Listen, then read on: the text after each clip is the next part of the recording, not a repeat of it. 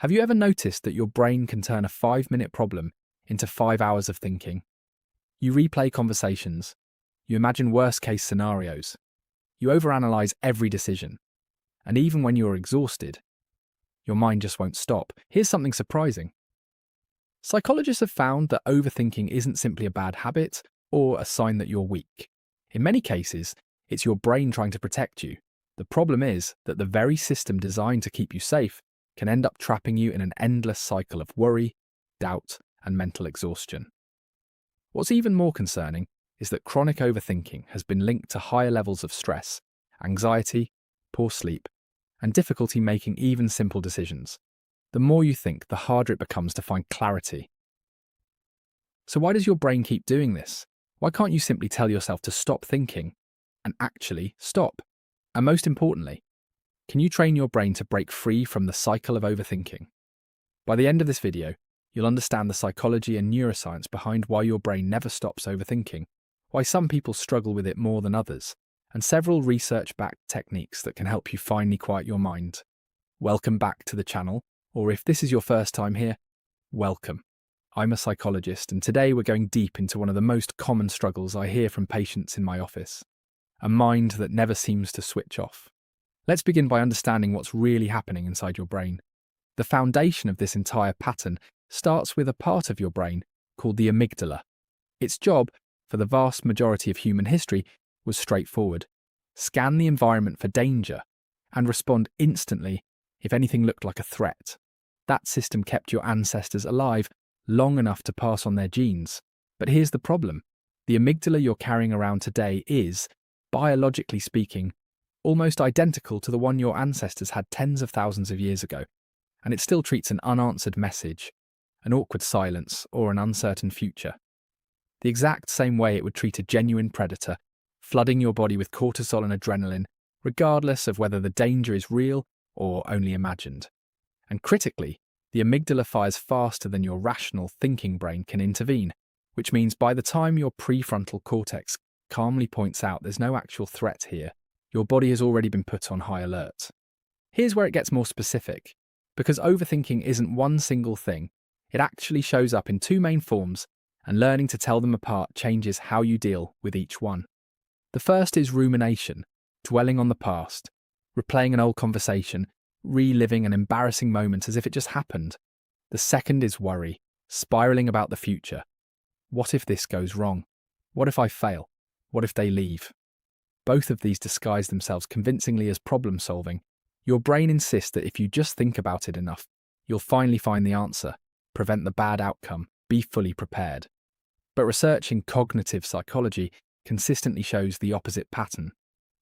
Beyond a certain point, more thinking doesn't produce more clarity, it produces more anxiety, more fatigue, and less actual decision-making, because that overactive amygdala signal increasingly hijacks the very part of your brain responsible for clear, rational planning. There's also a structural piece to this worth understanding, something called the default mode network, a set of brain regions that activate whenever you're not focused on an external task, when you're in the shower, lying in bed, driving somewhere familiar. This network's broad job is self-reflection, stitching your experiences into a coherent, ongoing story about who you are. In people prone to anxiety, this same network tends to get stuck, looping on the same distressing material instead of processing it and genuinely moving on, the mental equivalent of a record needle caught in a single scratch, playing the same few seconds over and over, rather than continuing through the song. So why are some people seemingly wired for this far more than others? A significant part of the answer involves early environment. If you grew up somewhere unpredictable, an unpredictable parent's temper, financial instability, frequent upheaval, your nervous system likely learned, very early and very deeply, that staying constantly alert and scanning for problems was a genuine survival strategy. That wasn't a flaw, it was an intelligent adaptation to your specific circumstances at the time. The issue is that this internal calibration doesn't automatically reset just because your adult life looks completely different now. There's also a personality dimension here.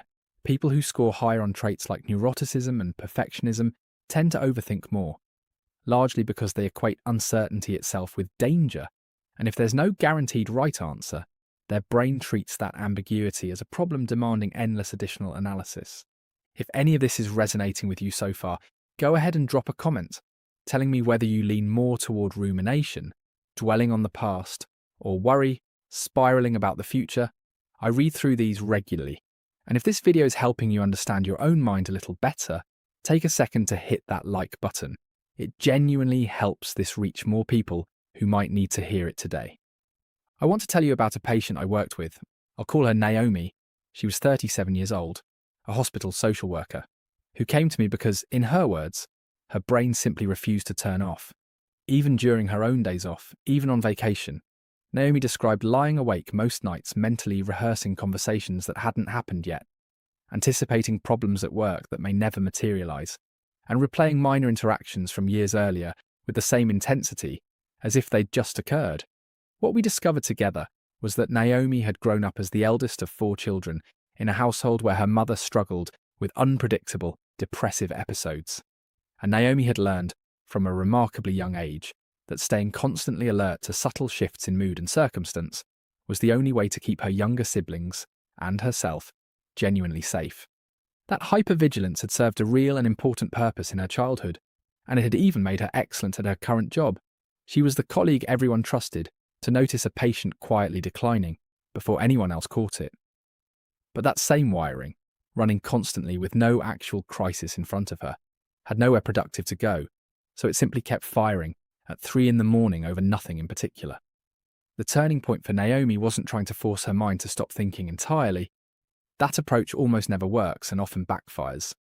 The turning point was learning specific, practical ways to work with her nervous system rather than constantly fighting it. And that's exactly what I want to walk you through now, because these are the same tools that helped her. The first tool is something called scheduled worry time. And despite sounding counterintuitive, it's one of the most well-supported approaches in the research. Instead of trying to suppress anxious or ruminative thoughts all day, which reliably backfires and makes them louder, you give yourself a specific 15 to 20 minute window, say 6 in the evening, where you are allowed to think about whatever is bothering you as much as you want. When an anxious thought intrudes at any other time, you simply tell yourself, "Not now, I have an appointment for this later," and you jot it down. By the time that scheduled window actually arrives, you'll often notice that many of those thoughts have already lost their urgency. The second tool is cognitive diffusion, a concept drawn from acceptance and commitment therapy. The goal here is creating distance between yourself and your thoughts. Instead of saying, "I'm going to fail this," you practice saying, "I'm having the thought that I'm going to fail this." That small linguistic shift activates a different part of your brain. It moves you from being fused with the thought, treating it as an objective fact, to simply observing it as a passing mental event, like a cloud drifting through, rather than a verdict handed down. The third tool is sensory grounding, sometimes called the 5-4-3-2-1 technique. When your mind is spiraling into the past or the future, you bring it back to the present by naming 5 things you can see, 4 things you can physically feel, 3 things you can hear, 2 things you can smell, and 1 thing you can taste. This works because rumination and worry both require your brain to be mentally time traveling, and deliberate sensory grounding forcibly anchors your attention to right now, where in this exact moment you are almost always safe. A fourth tool, often overlooked, is what's called worry exposure for the specific catastrophic scenarios your mind keeps generating. Rather than avoiding the worst-case thought, you deliberately sit with it for a few minutes, writing out exactly what would happen if it came true, and then critically, what you would actually do next. Most people discover that even their worst imagined outcome has a path forward, and simply seeing that path written out tends to reduce the thought's grip considerably, because your brain stops treating it as an unsolvable, open-ended threat. Now, a few important cautions worth naming clearly. These tools are genuinely effective for the everyday overthinking that affects most of us, the kind Naomi was experiencing. But if your anxious thoughts come with panic attacks, persistent dread that doesn't lift regardless of circumstances, intrusive thoughts that genuinely disturb you, or if overthinking is significantly interfering with your work, your relationships, or your ability to function day to day, that's a sign worth bringing to a licensed mental health professional, because there may be an underlying anxiety disorder that benefits from more structured treatment. possibly including therapy approaches specifically designed for this.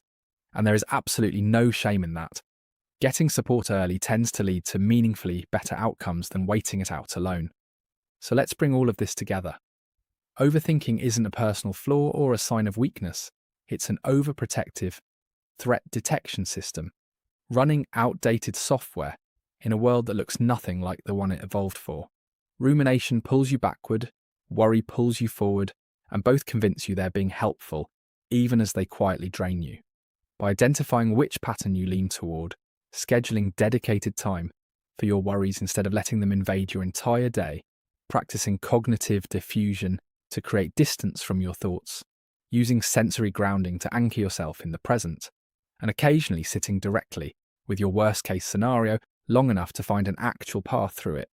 You give yourself real, practice tools rather than relying on sheer willpower alone. And like any skill, these get easier and more automatic the more you use them. If this video helped you understand your own mind a little better, I have a follow-up video right after this one on exactly how chronic stress physically reshapes the brain over time, and I think you'll find it just as worth your time, so go ahead and click through to that next. Make sure you're subscribed so you don't miss what's coming, and if someone in your life needs to hear this today, take a moment to send it their way. If you're struggling, please don't hesitate to reach out to one. Take care of yourself, and I'll see you in the next video.